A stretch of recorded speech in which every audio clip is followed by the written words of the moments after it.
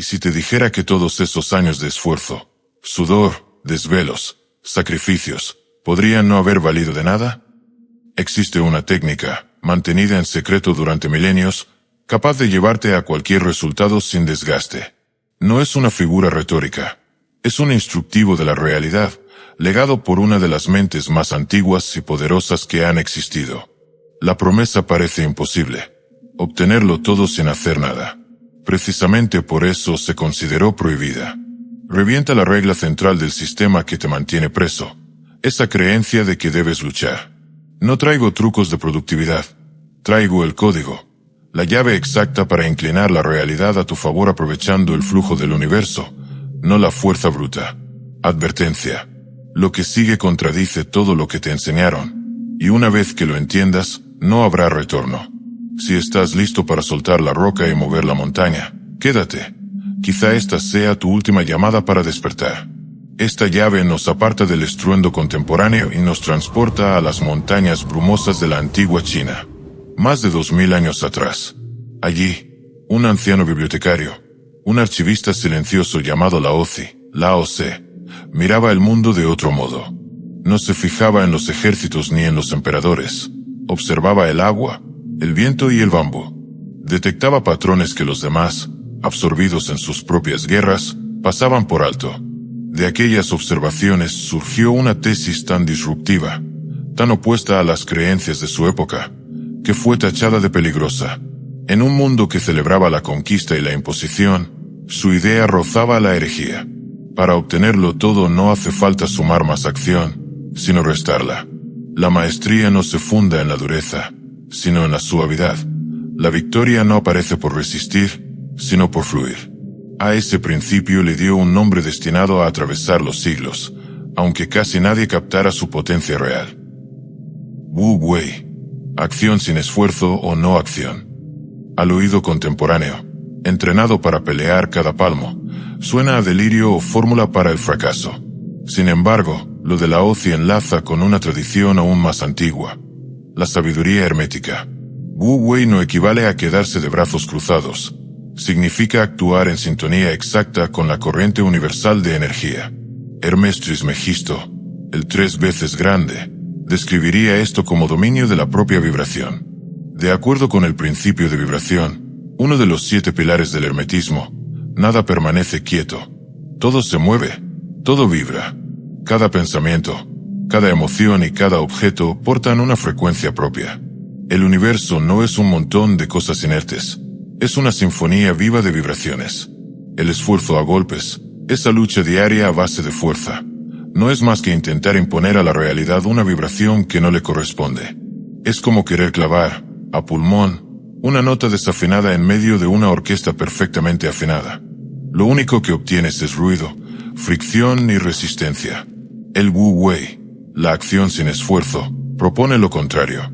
El arte fino de ajustar tu vibración, tu intención, a la frecuencia del resultado que buscas. No es pelear contra la música del universo, sino entrar en compás con ella. Cuando hay sintonía, los efectos llegan por el camino de menor resistencia. Es la diferencia entre desgañitarse en un micrófono apagado y susurrar justo en la frecuencia correcta. El grito agota y no logra nada. El susurro bien afinado mueve montañas. La clave no es cuánta fuerza aplicas, sino cuán precisa es tu afinación.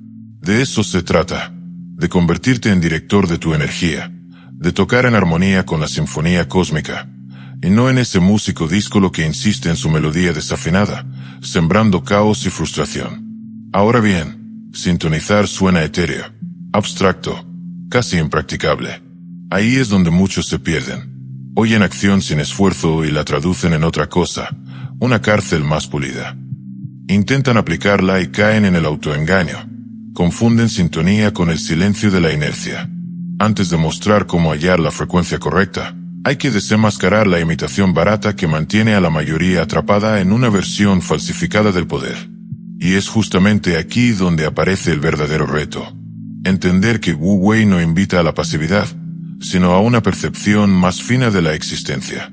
Es una presencia tan honda que te permite detectar oportunidades donde otros solo identifican barreras. Es el arte de sincronizarse con el momento justo, de reconocer que un ritmo oculto sostiene todas las cosas. Quien capta esto deja de remar a contracorriente y aprende a dejarse llevar por el flujo invisible que impulsa el universo, alcanzando más con menos desgaste.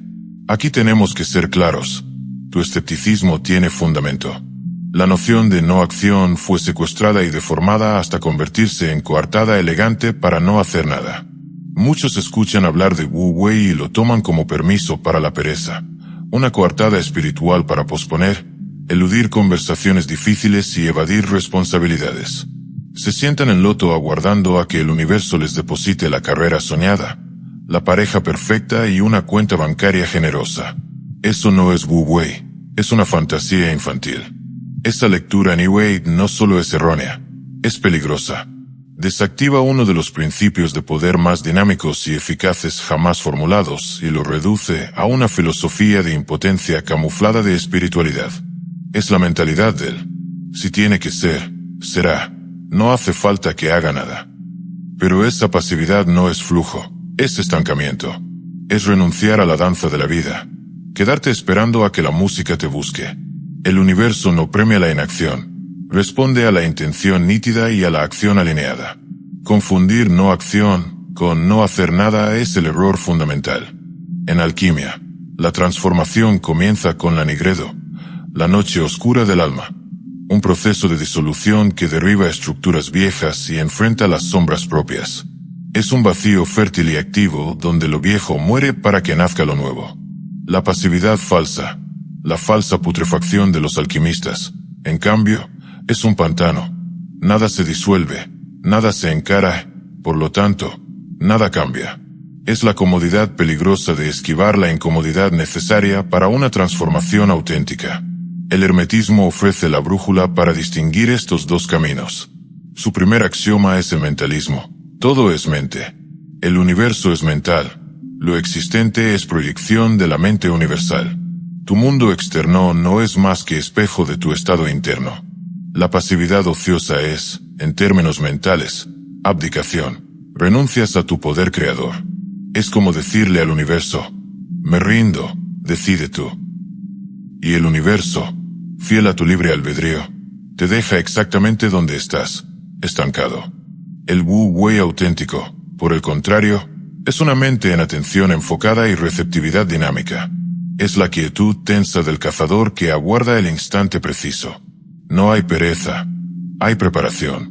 No hay rendición, hay escucha profunda. Es una conciencia plenamente presente, que lee las corrientes, percibe el pulso del universo y actúa con precisión quirúrgica justo cuando la mente universal abre la ventana. La diferencia es abismal. No es el soldado dormido en su guardia, sino el maestro de ajedrez que contempla el tablero en silencio, esperando la jugada que volcará la partida. Con esa distinción clara, del pantano del estancamiento frente al océano del potencial, podemos pasar a la primera clave práctica. No se trata de un concepto abstracto, sino de una imagen simple y poderosa que desnuda las dinámicas fundamentales del poder en el universo y te muestra cómo empezar a utilizarlas a favor y no en contra de ti. Imagina que estás en la orilla de un océano inmenso. La vida. Sus corrientes son caprichosas, sus olas descomunales, su calma engaña. Dos figuras se adentran en el agua. La primera, el nadador desesperado. Encarna la mentalidad moderna. Tiene una meta nítida, cruzar al otro lado, y decide alcanzarla a pura fuerza bruta. Se arroja, combate cada ola, bate los brazos contra toda corriente. La respiración se acelera, los músculos arden. Mantiene una guerra permanente con el mar. Avanza, sí, a cuentagotas. Y el precio. Toda su energía se consume en resistencia y fricción. Para él, el océano es un enemigo que hay que someter, un obstáculo que solo cede ante la voluntad.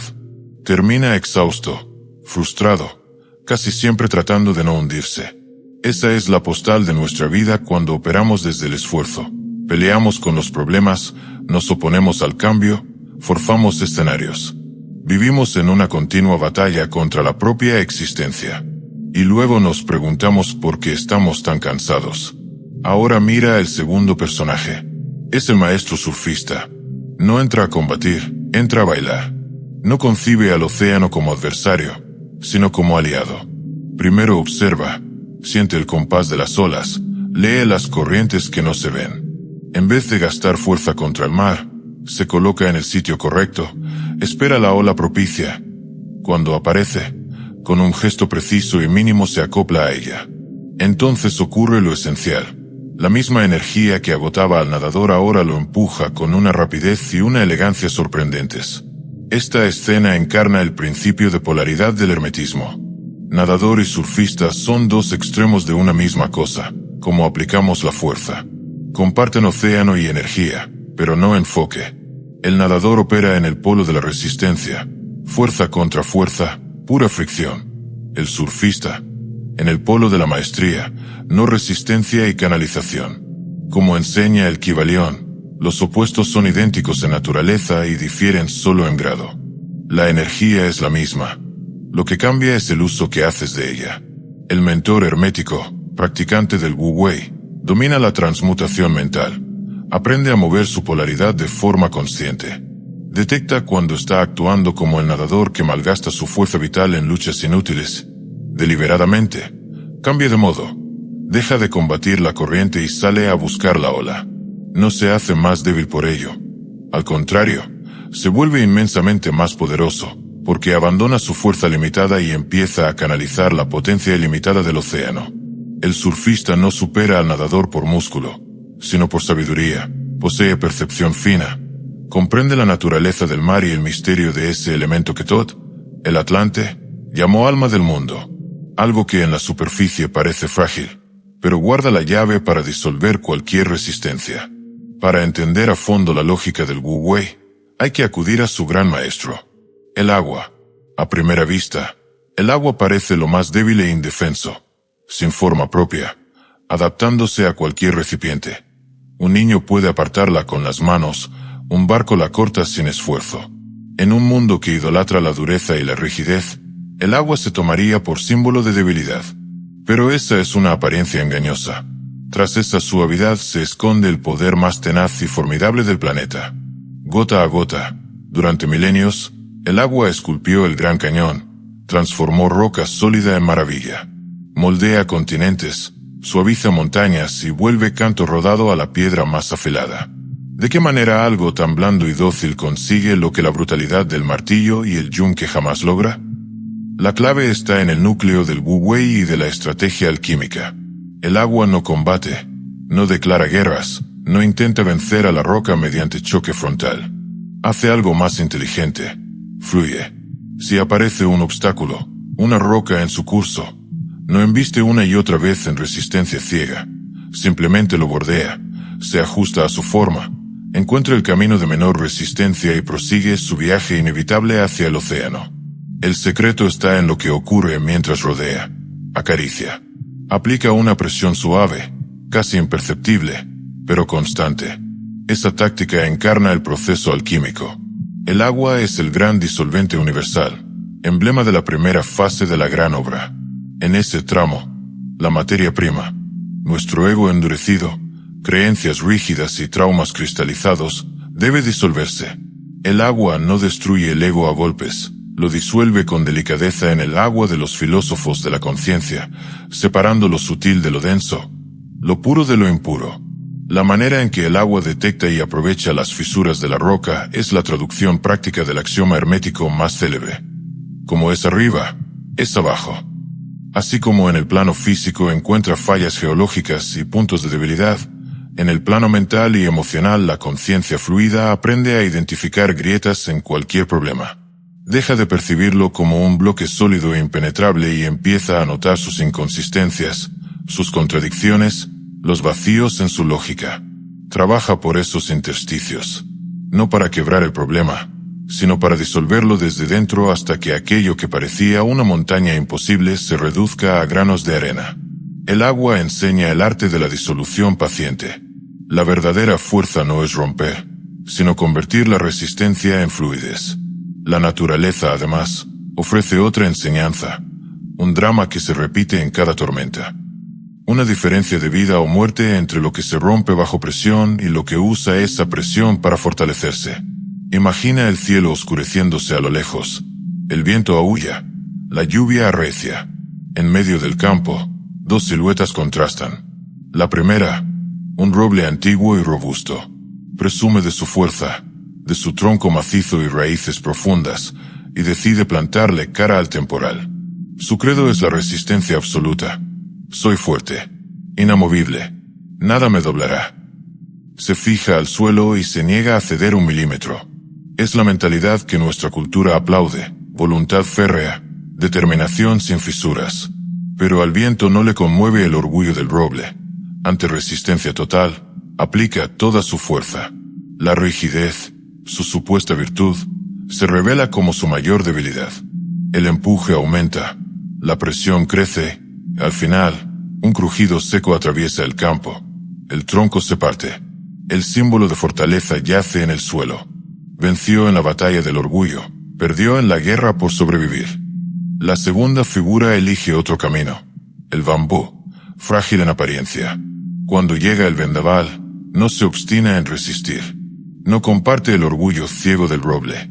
Baila con el viento. Se flexiona con gracia. Sus hojas rozan la tierra. Cede al poder de la tormenta sin quebrarse. Es flexible, adaptable. Y cuando amaina el viento, vuelve poco a poco a su verticalidad, intacto, quizá con las raíces más firmes gracias al ejercicio de doblarse. Esto ilustra a la perfección el principio de género del hermetismo. Como resume el Kybalión. El género está en todo, todo contiene polos masculino y femenino. El roble encarna el masculino desequilibrado, proyección rígida, fuerza inflexible, rechazo a recibir. El bambú, en cambio, representa el equilibrio. Tiene estructura y empuje, masculino, crecimiento vertical, pero opera con la sabiduría del femenino. Receptividad, flexibilidad y la capacidad de ceder para finalmente prevalecer. El mentor del Wu Wei, iniciado hermético, no renuncia a su fuerza ni a su propósito. Tampoco deriva sin rumbo.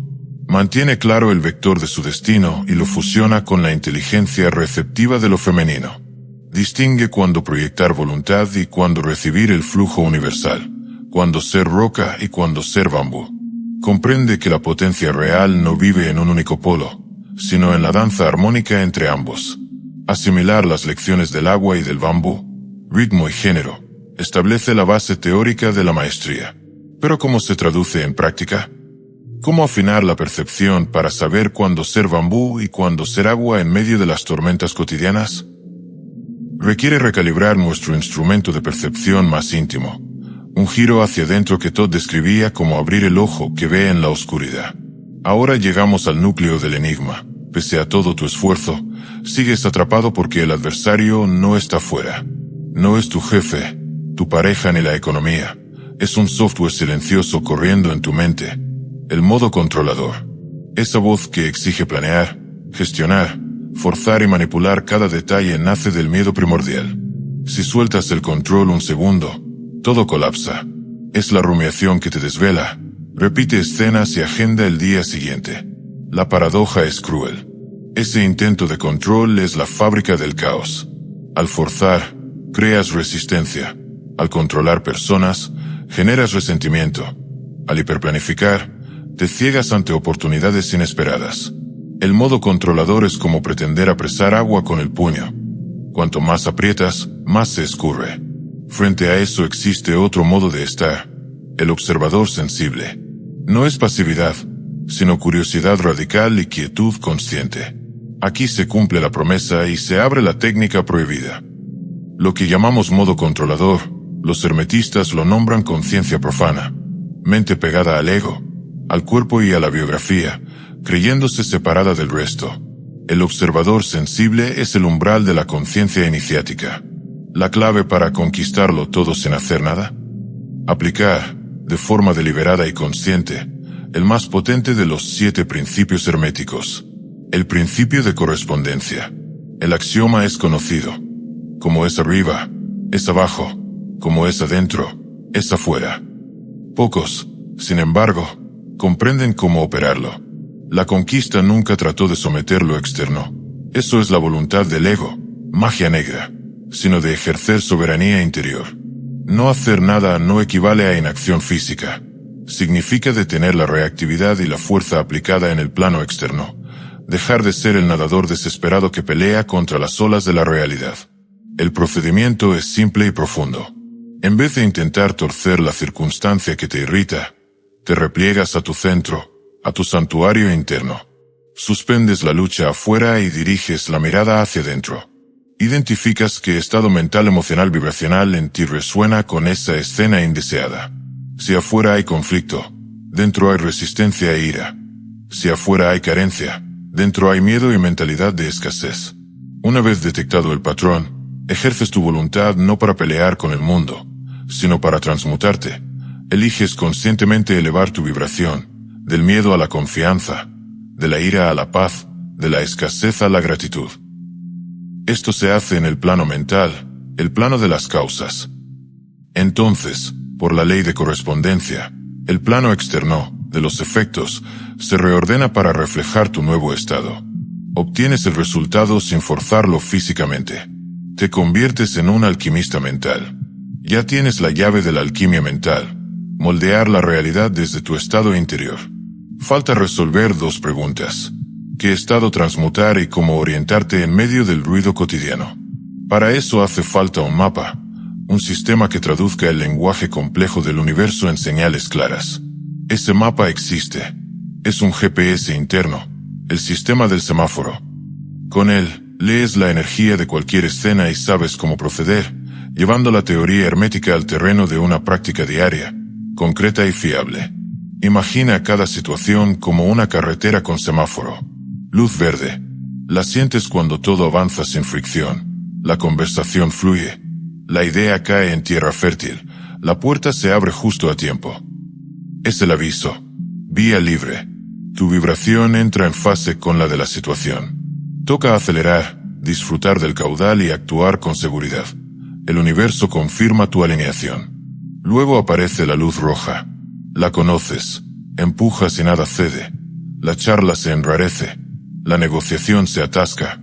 El proyecto tropieza una y otra vez. Es fricción y tensión. Algo esencial está desajustado. La señal es alto. No es castigo. Es advertencia. Disonancia vibracional. Tu energía choca con la del entorno. Forzar aquí solo trae choques, desgaste y frustración. Para el hermetista, verde igual a resonancia. Roja igual a disonancia. Esta lectura decide el elemento de la gran obra. Con verde, fuego de acción, proyección, principio masculino. Con roja, agua de disolución, paciencia y receptividad, principio femenino. Es momento de soltar el empuje y observar, para disolver la resistencia interna que está encendiendo la luz roja afuera. Por último, la tercera señal, la luz amarilla. Es el umbral, el entre. Nada está del todo abierto ni completamente cerrado. Se respira incertidumbre y la sensación de que el rumbo puede girar hacia cualquiera de los dos lados. El Kybalión lo describe como fluctuación rítmica. Los polos están invirtiéndose. La energía se reacomoda. En este punto, el alquimista no aplica ni fuego ni agua, entra en destilación. Observa con atención máxima y sin juicio, aguardando a que el semáforo vire a verde o a rojo, listo para avanzar o retirarse en el segundo exacto. Aprender a leer este GPS interno es afinar la sensibilidad de un maestro. Es dejar de conducir a ciegas, reaccionando solo cuando ya chocaste, y empezar a navegar conscientemente, anticipando curvas y señales. Comprender el mapa es esencial, sí, pero ¿qué hacer cuando la vida te pone delante una luz roja rotunda e innegociable? El primer gesto del verdadero alquimista mental no es externo. No intenta romper la señal, sino interno. Un acto silencioso de poder que transforma la luz misma. Ante la luz roja, resistencia, conflicto. ¿Cuál es el impulso reflejo? La mente condicionada salta, pelear, discutir, forzar, reaccionar. Es la programación de la Matrix operando y encadenándote al carrusel del plano físico de causa y efecto. El practicante de Wu Wei, en cambio, elige lo contrario, no actúa. Hace una pausa. Ejecuta la pausa del sabio. No es vacilación ni debilidad. Es el acto más profundo de poder disponible para un ser humano. En ese espacio deliberado entre estímulo y respuesta, comienza a cambiarlo todo. La pausa es abrir, de forma deliberada, un intervalo sagrado entre el estímulo y tu respuesta. En ese intermedio, que puede durar 3 respiraciones o varios días, sucede lo crucial. Quiebras el automatismo hipnótico de la reacción, dejas de ser peón de las jugadas ajenas y te conviertes en jugador que contempla el tablero antes de mover. En ese silencio recuperas el 100% de tu poder de elección, justo el poder que la Matrix se empeña en hacerte olvidar. En la vía hermética, este gesto recibe un nombre: retiro al santuario interior. Es el movimiento consciente de abandonar el plano ruidoso de los efectos, el mundo físico que nos bombardea con circunstancias, y entrar en el plano silencioso de las causas, donde se decide lo que después llamamos realidad. Si llegaste hasta aquí, comenta "acepto el reto" y suscríbete ahora.